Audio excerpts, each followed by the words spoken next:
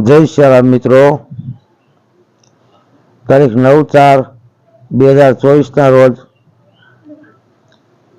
અમને જે ઋષિકેશ જવાનો મોકો મળ્યો ત્યાંનો મેં એક વિડીયો બનાવ્યો છે જે હું આપની સમક્ષ મૂકવા જઈ રહ્યો છું.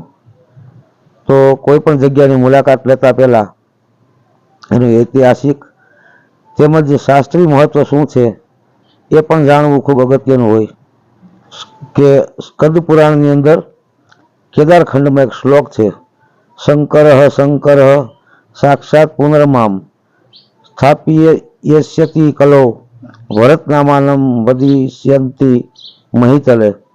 જે શ્લોકની અંદર ભગવાન વિષ્ણુ એવું કહે છે કે ઋષિકેશનું મૂળ નામ ઋષિકેશ હતું, જે સમયાંતરે ભ્રંશ થઈ અને હાલમાં ઋષિકેશ તરીકે ઓળખાય છે. તેમજ જે ચાર ધામ છે જેને છોટા ચાર ધામ કહેવામાં આવે છે એમાંનું એક બદ્રીનાથ, બીજું કેદારનાથ, ત્રીજું યમનોત્રી, ચોથું ગંગોત્રી, જે હર્ષિલ ગામ નજીક આવેલ છે. તેમજ રામ તેરી ગંગા મેલી પિક્ચર કદાચ તમે જોયું હોય તો એ હર્ષિલ ગામની અંદર જ ઉતરેલું છે, જે ઉત્તરાખંડની અંદર આવેલ હરિદ્વારથી લગભગ 250 કિલોમીટરના અંતરે આ ગંગોત્રી આવે છે. તો મિત્રો, છોટા ચાર ધામની મુલાકાત કરતા પહેલા બધા ઋષિકેશથી પસાર થવું પડે છે. ઋષિકેશ એ એક યોગ નગરી કહેવાય છે. તેમજ મેં ત્યાં જે જોયું કે ત્યાં મેડિકલ સ્ટોર બહુ ઓછા હતા, મતલબ કે એલોપેથિક દવાઓ આજે ત્યાં એટલી બધી વ્યાપ્ત નથી બની જેટલો વ્યાપ આયુર્વેદને મળ્યો છે. મોટાભાગના સ્ટોર જે જોયા દવાઓના એ બધા આયુર્વેદિક સ્ટોરો હતા. તેમજ આ ઋષિકેશને એક યોગનગરીનું પણ બિરુદ મળેલું છે, કારણ કે ભલભલા સાધુ સંતો ઋષિ મુનિઓ આજે પણ ત્યાં ધ્યાન કરે છે અને પોતાના પરમ લક્ષ્ય સુધી પહોંચે છે. તો ચંદ્રભાગા અને ગંગાના સંગમ ઉપર આવેલ હરિદ્વારથી લગભગ 24 કિલોમીટરના અંતરે એક આધ્યાત્મિક શહેર આવેલું છે ઋષિકેશ. યોગનગરી કહેવાય છે અને દેહરાદૂન જિલ્લામાં આવે છે. કેદારખંડમાં એક વાત આવે છે, કુબ્જ એટલે કુબલું, જે એક ઋષિ હતા એનું નામ રેમિયા તથા રાભિયા, 2-3 નામથી એમનું સંબોધન કરવામાં આવે છે. અને એમને દર્શન આપવા માટે ભગવાન વિષ્ણુએ આમ્ર એટલે કે આંબાના વૃક્ષ આડેથી એમને દર્શન આપેલા. અને જે ઋષિ કુબ્જા હોય, શરીરે કુબળા હોવાથી કુબ્જામ્બક નામથી પણ એ સ્કંદ પુરાણની અંદર આ ક્ષેત્રનો ઉલ્લેખ કરવામાં આવેલ છે.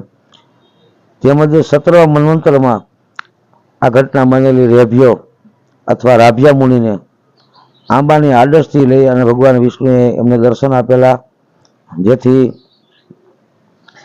એ સમયની અંદર આને કુબ્જાબ્રક નામથી પણ ઓળખવામાં આવતું હતું. ત્યારબાદ ભગવાન વિષ્ણુ પાસે જે રાભ્યા મુનિએ માંગણી કરેલી કે આપ સદૈવ અહીંયા વસો, એ વખતે ભગવાને ઋષિકેશ નામથી ભગવાનની અહીંયા સ્થાપન થયું છે. અને ભગવાને કીધું કે સમયાંતરે જ્યારે કળિયુગ આવશે ત્યારે શંકર સ્વયં શંકરાચાર્ય બનશે અને એ આ જગ્યાને ફરીથી નવપલ્વિત કરશે. કાળની કરતામાં ઘણો સમય સુધી ઢંકાઈ ગયેલું આ ઋષિકેશ ફરી પાછું શંકરાચાર્ય મહારાજે જ્યારે કેદારનાથની અને બદ્રીનાથની સ્થાપના કરી અને એને ફરી વખત નવજીવન આપ્યું, જેને પૂરા ભારત ભ્રમણ કર્યું, એ શંકરાચાર્યજી મહારાજ જે સ્વયં શંકર ભગવાનનો અવતાર હતા.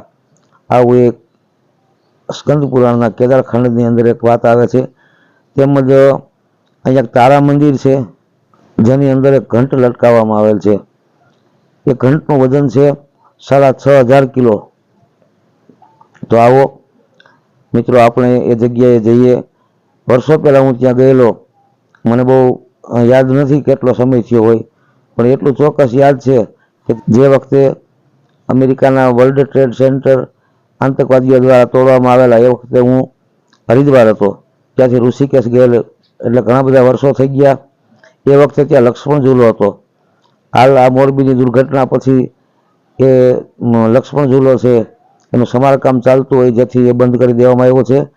તેમજ એ વખતે એક રામ ઝૂલો હતો, આ જેની બાજુમાં એક જાનકી ઝૂલો બન્યો છે નવો, જેની ઉપર ટુ વ્હીલર વાહનો પણ પસાર થઈ શકે.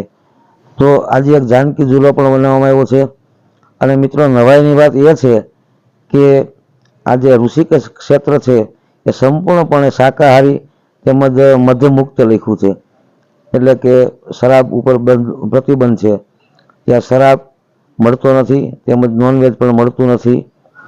તો મિત્રો, મારી આ ચેનલ તમને ગમી હોય તો સબસ્ક્રાઈબ કરજો, લાઈક કરજો અને બેલ આઇકોન પણ પ્રેસ કરજો, જેથી આવા નવા નવા વિડીયો લઈ અને હું આપની સમક્ષ આવી શકું.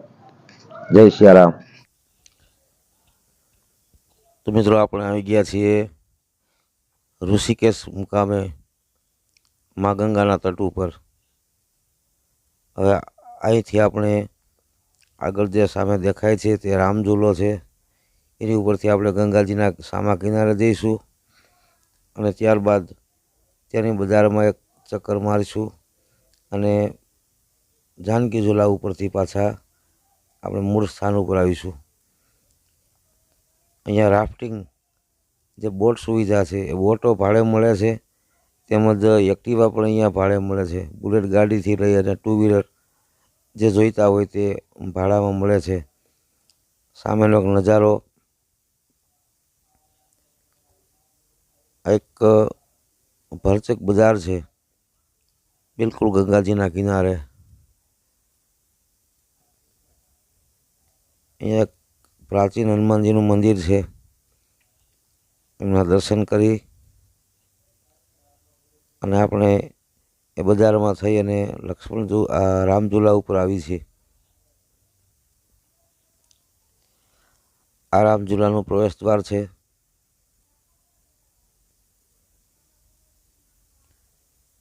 અને ઉપર કપિરાજો પણ બેઠા છે.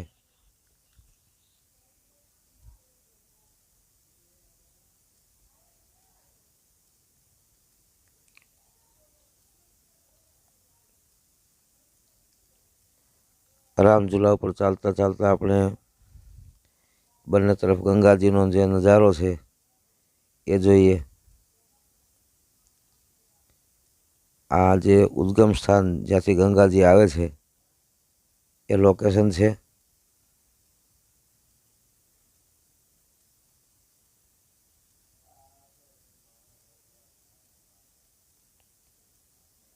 અહીંયા રાફ્ટિંગ કરી ગયા છે બોટોથી.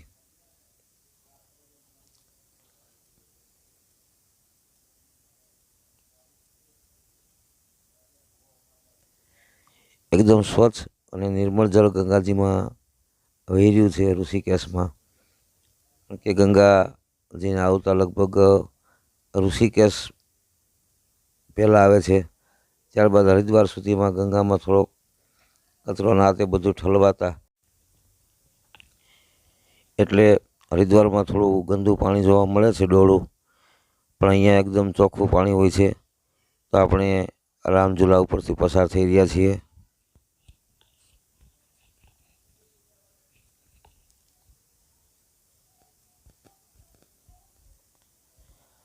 અમાવાસ્ય જેવું પર્વ હોવાથી હજી પણ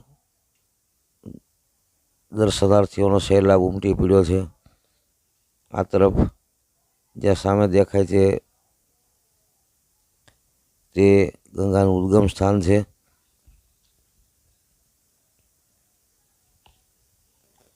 અને આ રામઝૂલાના આપણે દર્શન કર્યા. હવે ગંગાની સામે પારથી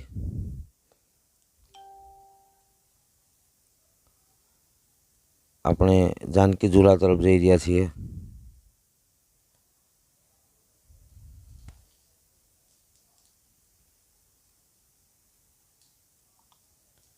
માં ગંગાના કિનારે કિનારે એક તરફ બજાર છે અને એક તરફ ગંગાજી છે.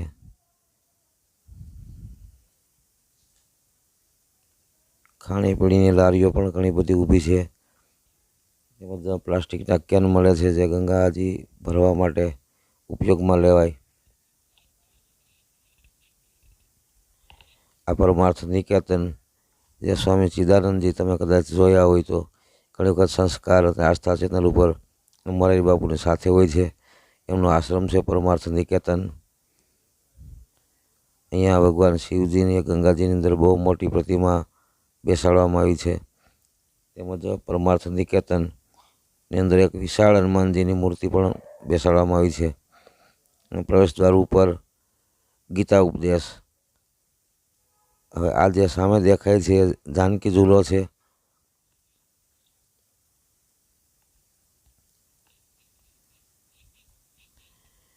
ધીરે ધીરે આપણે જાનકી ઝૂલા ઉપર થઈ અને ફરી પાછા સામેની બાજુ જઈશું, જે અમારા વાહન રાખવામાં આવ્યા છે.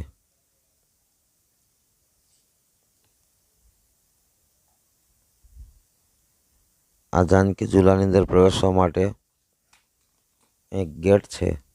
એ ગેટની અંદરથી આપણે જઈશું.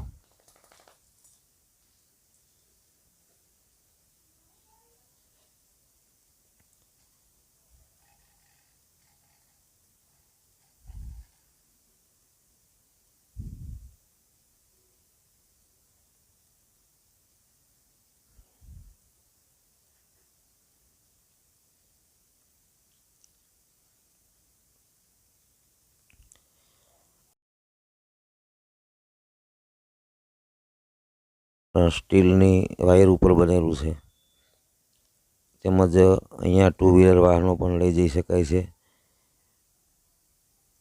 બંને બાજુ ટુ વ્હીલર વાહનો માટેની લાઈન છે અને વચ્ચે જે પદયાત્રિકો માટે છે. અહીંયા ટુ વ્હીલર ભાડે પણ મળે છે.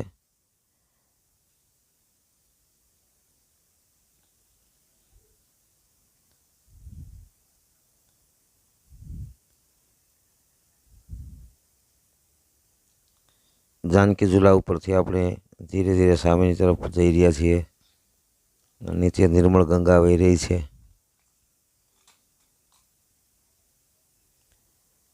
આ સ્ટીલના વાયરો દેખાય છે, જેની ઉપર આખો પુલ ઉભેલો છે.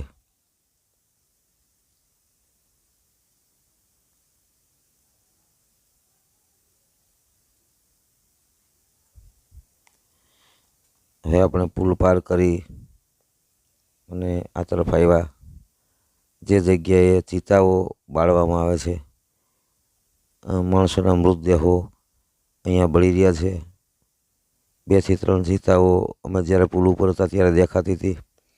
આ જગ્યાએથી અત્યારે એક ચિતા જોઈ શકાય છે.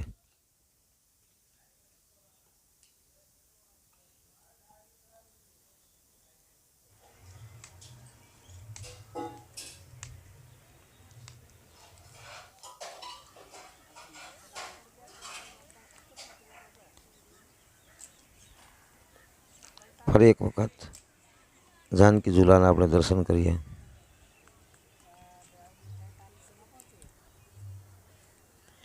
અહીંયા પુષ્કળ પ્રમાણમાં અમે કાગડાઓ જોયા, જે આપણે સૌરાષ્ટ્રમાં તો લગભગ અમારા પ્રદેશમાં તો લુપ્ત થઈ ગયા છે, પણ અહીંયા ઝાડ ઉપર પણ ઘણા બધા કાગડાઓ બેઠા છે.